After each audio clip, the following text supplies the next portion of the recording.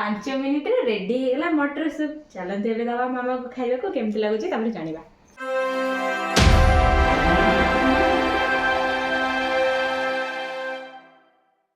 ମାମା କ'ଣ ଖାଇବୁ କ'ଣ ସନ୍ଧ୍ୟାବେଳେ କହନି? ମଟର ସୁପ୍ ଟିକେ ଖାଇବାକୁ ମନ ହଉଛି, ଥଣ୍ଡା ଥଣ୍ଡା ଲାଗୁଛି। ୟୁଟ୍ୟୁବରେ ଦେଖିଥିଲୁ କି ମଟର ସୁପ୍? ଦେଖିଥିନି, ଖାଉଥିଲି ପିଉଥିଲେ ସବୁ ଆଉ। ପିଉତାଲେ? ଚାଲ ତାକୁ କହିବା କ'ଣ ବନଉଛି ହେଲେ। କ'ଣ ବନଉଛୁ ଆଜି? ମୁଁ ନା ଟିକେ ମଟର ସୁପ୍ ବନଉଛି। ମଟର ସୁପ୍? ମାମା ଏଇନା କହୁଥିଲା ମଟର ସୁପ୍ ପିଇବ ବୋଲି। ସତ ନା କ'ଣ? ତାହେଲେ ଏଇଟା ମାମାକୁ ଆମେ ସରପ୍ରାଇଜ ଦେବା। ମାମା କହିଲା ନା, ଆମେ ନେଇକି ଦେଇଦେବା। ମାମା କହିବ କି ସାଙ୍ଗେ ସାଙ୍ଗେ କ'ଣ ବନେଇଦେଲ, ଆମେ ନେଇକି ଦେବା। ସଇଲାଣି? ଠିକ୍ ଅଛି, ବନା ତାହେଲେ।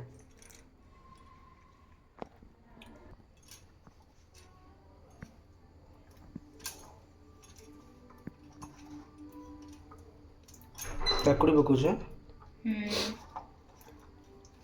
କାକୁଡ଼ି ଆଉ ଟିକେ ପିଆଜ, ଟିକେ ଧଣିଆ ପତ୍ର,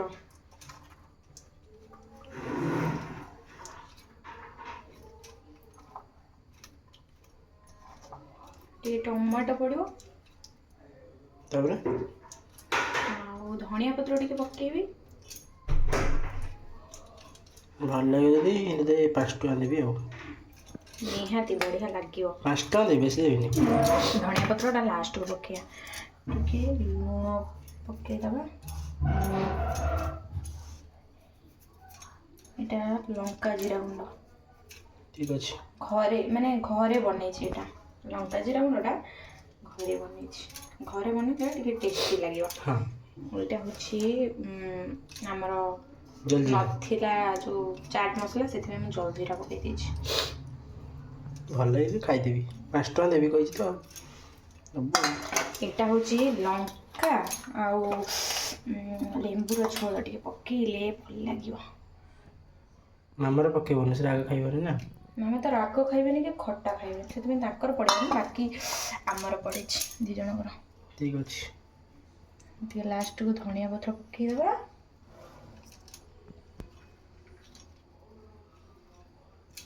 ହେଲା ରେଡି। ଏବେ ନେଇକି ଯିବା ମାମା ପାଇଁ, ହେଲା?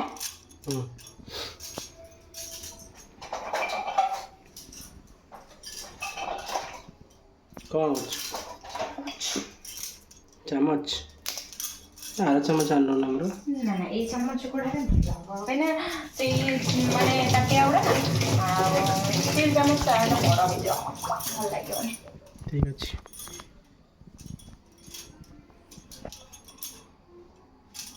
ଓକେ, ରେଡି ହେଇଗଲା। ପ୍ଲେଟ୍ ଆଣି ଥାଳିରେ ଥୋଇକି ନେଇଯିବା। ମାମାଙ୍କର ମନ ଥିଲା ବୋଲି ଖାଇବା ପାଇଁ ସେ ମୋତେ କେବେ କହିନାହାନ୍ତି। ତମେ ଏଇନା ପଚାରିଲା ବୋଲି କହିଛନ୍ତି, କିନ୍ତୁ ମୁଁ ଆଜି ଥଣ୍ଡା ପାଗ ଥିଲା ନା, ମୋତେ ଲାଗିଲା କି ମାମାଙ୍କର ତମର ଇଚ୍ଛା ହେଉଛି ଟିକେ ଖାଇବା ପାଇଁ, ମୁଁ ସେଥିପାଇଁ ବନେଇଦେଲି। 5 ମିନିଟ୍ରେ ରେଡି ହେଇଗଲା ମଟର ସୁପ୍। ଚାଲନ୍ତୁ ଏବେ ଦେବା ମାମାକୁ ଖାଇବାକୁ, କେମିତି ଲାଗୁଛି ତାପରେ ଜାଣିବା।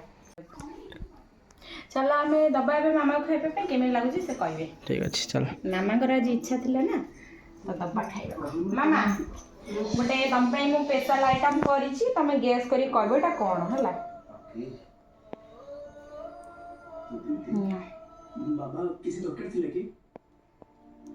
ଟିକେ ଗୋଳେଇକି ପିଇବ, ହେଲା?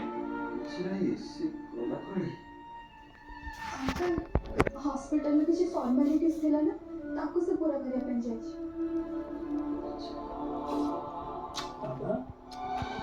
ବଢ଼ିଆ ହେଇଛି। କ'ଣ କହିଲ? ଏଇଟା କ'ଣ କହିଲ? ଏଟା ମଟନ ସୁପ୍। କ'ଣ? Mutton soup.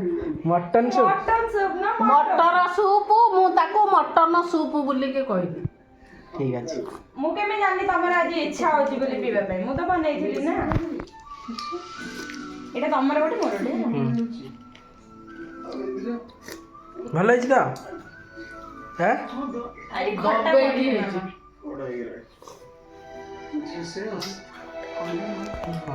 ହିଁ ଭଲ ଲାଗିବ।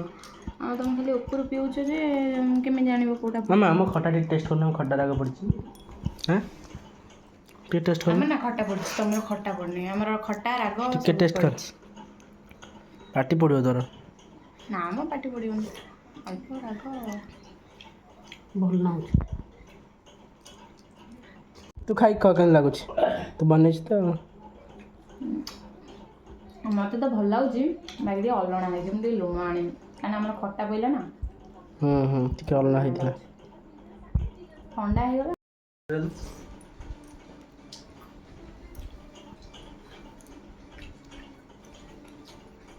ତମର ଅଲଣା ହେଇଛି ଆଉ ଟିକେ ଲୁଣ ପଳେଇଲା ଅଳ୍ପ ଆମ ଲୁଣ ପକେଇକି ଆସେ ପକେଇବ ମାମା ନା ଠିକ୍ ହେଇଛି ତୋର ମୋର ଠିକ୍ ମୋର ଏତିକି ଲୁଣ ଠିକ୍ କାଟୁଛୁ ଆରେ ଲେମ୍ବୁଟା ମନେ ପଡ଼େନି ତ ସେଇଥିପାଇଁ ତମେ ଯେଉଁ ଗଲ ଏବେ ଦୋକାନ ତ ମୁଁ ତା ଭିତରେ ମୋର ମନେ ପଡ଼ିଲା କି ମୁଁ ଲେମ୍ବୁ ତା ଦେହରେ ପକେଇନି ବୋଲି ପକେଇଦେ ସେଇଥିପାଇଁ ଟେଷ୍ଟଟା ଟିକେ ଆଉ ଟିକେ ବେଟର୍ ହେଇଥାନ୍ତା ଆଉ ଏଇଟା ଠିକ୍ ଲାଗିବ